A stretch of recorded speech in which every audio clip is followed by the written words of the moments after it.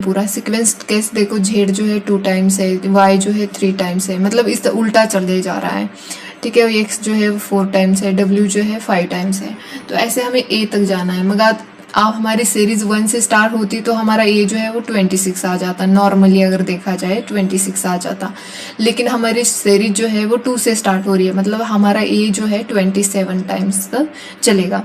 ठीक है, तो अब हमें देखो एन नंबर तो मिल गया, ये एन नंबर मान लेते हैं हम। तो यहाँ पे हमारा एक फॉर्मूला एन ब्रैकेट में एन प्लस 1 डिवाइडेड बाई 2, इस तरह से हमारा फॉर्मूला है। तो इसमें अगर हम रख देते हैं 27 इंटू 27 प्लस 1 और ये 2, और हमारी सीरीज अगर 1 से चलती ना तो हम यहाँ पे माइनस नहीं लेते, लेकिन 2 से चल रही है इसलिए हम -1 यहाँ पे ले लेते हैं। तो हमारा आंसर क्या बनता है यहाँ पे देखो, तो हम अगर इसको 27 इंटू 28 डिवाइडेड बाई 2 -1 आ जाता है। तो यहाँ पे हम अगर काटा पीटी करते हैं तो ये 18 बचता है, मतलब 27 इंटू 18 बचता है और -1 आ जाता है। तो इसका टोटल अगर आप करोगे ना, नॉर्मली आप तो टोटल करोगे तो कितना आ जाएगा, 377 आ जाएगा, 377।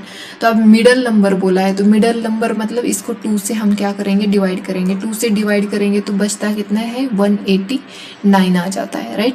यहाँ पे 189 आ जाता है टर्म्स। तो इस टर्म्स तक पहुँचने कौन सी टर्म्स है जो कि 189 पे आती है। नॉर्मल तो 377 टर्म्स है इसके अंदर, पूरे सीरीज में 277 टर्म्स आते हैं, राइट, हमने अभी देखा।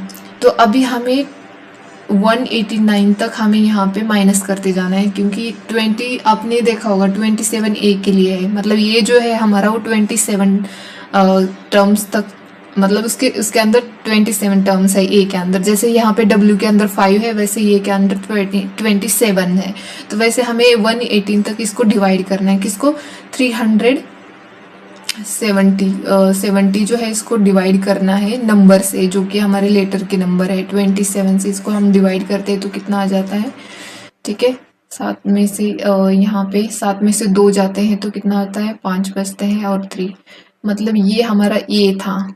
ये अभी हम यहाँ से बी जो है हमारा वो 26 टाइम आ जाएगा, राइट। इसको माइनस करते हैं, 4 और 2 में से 2 और 3, तो यहाँ पे ये हमारा बी चला गया। बी के लिए इतनी, मतलब बी कितने टाइम्स आती है हमारी, 324 टाइम्स आते हैं, ठीक है। तो अभी हम यहाँ पे हमारा जो नंबर है 25, ठीक है, 25 से ये सी का है, तो सी को कितने टाइम्स आ जाता है हम देखेंगे। तो यहाँ पे नहीं जाएगा तो 14 में से जाएगा तो 9, यहाँ से 1 11 से जाएगा तो कितना आ जाएगा, 2 जाएगा, तो फिर से 9, यहाँ पे कितने बचेंगे, 2 बचेंगे। तो अभी अगेन हम डिवाइड करेंगे यहाँ पे 24 से, जो कि हमारा नंबर क्या है, डी है। 24 से अगर हम यहाँ पे देखो तो कितने बचते हैं, 5, और यहाँ पे 2 चले गए तो 9 8 7 बचता है, 200 बचते हैं। तो अगेन हम यहाँ पे इसको डिवाइड करेंगे कि अभी 24 ने क्या था ना, हम 23 से डिवाइड करेंगे तो ये होगा हमारा कितना, ये होगा, है ना। तो यहाँ पे कितना आ जाएगा, 2 और 7 6 5 और 2 आ जाएंगे, ठीक है। अब यहाँ पे 52 को हम डिवाइड करेंगे कौन से नंबर से, हमारे 22 वाले नंबर से डिवाइड करेंगे, जो कि हमारे यफ का है, ठीक है। यफ हमारा कितने टाइम्स आता है देखते हैं, 0 5 3 और 230 टाइम्स एफ आ जाता है। तो अगेन हम अब देखते हैं कि क्योंकि हमें 180 जब तक नहीं आता तब तक डिवाइड करना है, ठीक है। अभी 21 से डिवाइड करेंगे तो कितना बचता है, 9 और 2 में से 2 0 2, ठीक है। तो यहाँ पे देखो अभी यहाँ पे हम 20 से करेंगे तो वो हमारा कितना आएगा, ये हमने A B C D E F G H से डिवाइड कर, एच वाले टर्म तक आ चुके हैं हम, ठीक है। ताकि हमें, ये मैं इसलिए लिख रही हूँ ताकि हमें आंसर इसी में ढूंढना है। तो यहाँ पे देखो 9, तो यहाँ पे तो नहीं जाएगा, तो 20 में से 2 गए 1, 18 बचता है। तो हमारे एच के बाद क्या आ जाता है, आई आ जाता है।